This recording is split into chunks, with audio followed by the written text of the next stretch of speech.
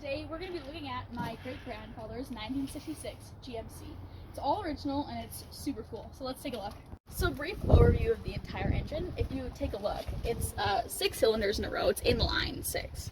And it has a total displacement of 250 cc, which at the time wasn't a lot, but it got the job done. Let's take a look.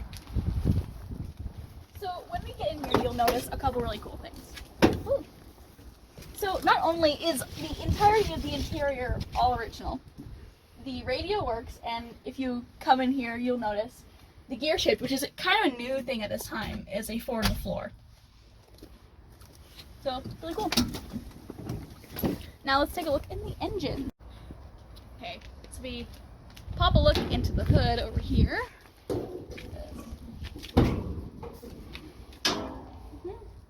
There are a couple really important things when it comes to the movement and the ability for the motor to run. The 3 main parts of the motor is airflow, fuel, and electricity. Our first thing we'll be talking about is airflow. Starting here, we're going to be starting at the air filtration system. It's like the first line of defense for the airflow. It cleans and makes sure the air is all nice. If you look inside, that's actually an oil filter, which the oil makes it so that the seal is really good, so it really funnels the air through the filter. If we take a look below that, just take it off. Right underneath that is and after the filter, it goes into the carburetor, which is where the fuel and the air gets mixed. And then it shoots it right into the manifold, in which it'll shoot it into the 6 cylinders, 6 inline cylinders. So that was the brief overview of air. If we pan over to something like fuel, which is a really big, really important part of a motor and how it works. Where it starts is a fuel tank, which is way back there, and then it'll come through this tube into the fuel pump, which will shoot it into the carburetor, right, just through all this tubing over here into here, and that's where we discussed before, it mixes with the air, and then from the carburetor it'll go into the 6 cylinders. So the third and final part of having a cohesive motor is electricity. So if we were to look, the battery would be here. There's going to be a positive and there's a negative side, the ground side. The motor does, in the motor, electricity does a couple things simultaneously.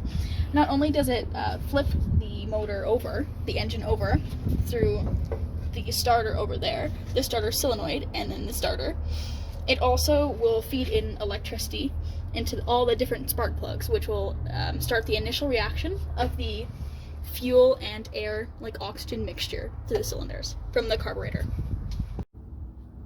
So now that we know the components of a motor and what it takes for it to run, let's get it started. Actually,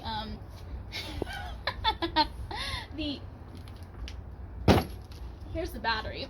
The car actually was towed here. It hasn't been started or has been running since like the 1900s. Ancient technology, forever ago. So let's get it started. So kudos to my dad for putting in the battery for us. So first things we're gonna do is we're gonna put the positive to the positive side, which is right here, if you look, and the ground or the negative to the negative side. There we go. So that's really cool that these kind of engines are almost indestructible, actually. It's crazy to think that we could get it going after it's being inactive since like the 1990s. So I'll head over to my dad and see if we can actually get it like really going.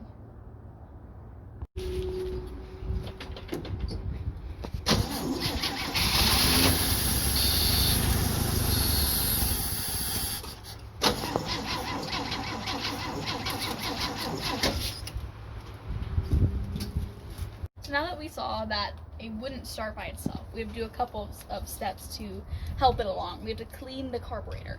So I'm just gonna spray the outside of it.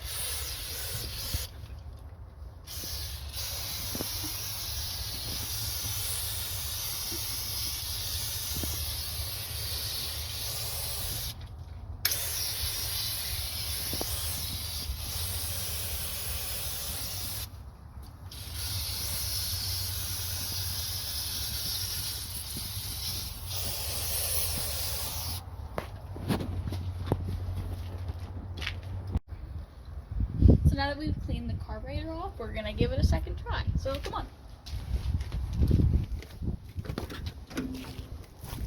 So my dad gave it a little gas, so let's try it again.